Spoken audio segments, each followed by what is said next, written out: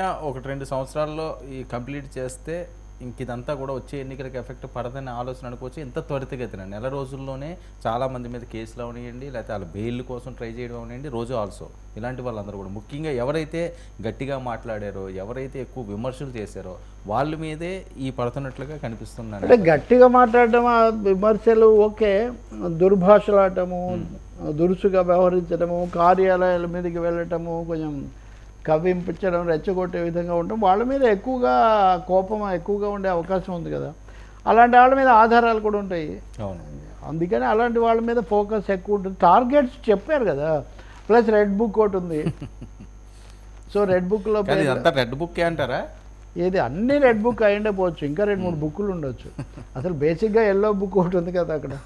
So red book is additional. అది తీవ్రమైన మరీ సీరియస్ కేసులు రెడ్ బుక్, మిగిలినవి. సో ఏ బుక్ పెట్టినా మనకు ఒక స్టాట్యూ బుక్ ఒకటి ఉంది కాబట్టి కోర్టులు వాటి ప్రకారం అవి చేస్తాయి.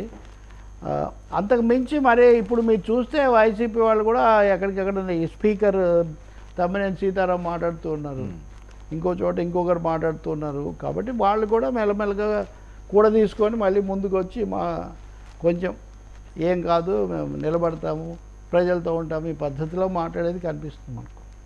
రాజకీయ ఘర్షణ ఉంటుందండి. ఇంత తీవ్రమైన ఒక 5 ఏళ్ళు పక్కన పెట్టి లాస్ట్ ఇయర్ కనీసం చంద్రబాబు నాయుడు అరెస్ట్ తర్వాత ఒక ఉద్రిక్త వాతావరణంలో ఇవన్నీ జరిగిన తర్వాత, అందులో ఉద్ధృతమైన విజయం సాధించిన తర్వాత దాని ఎఫెక్ట్ ఉంటుంది కదా. ఇదంతా అదే అనుకోవాలి.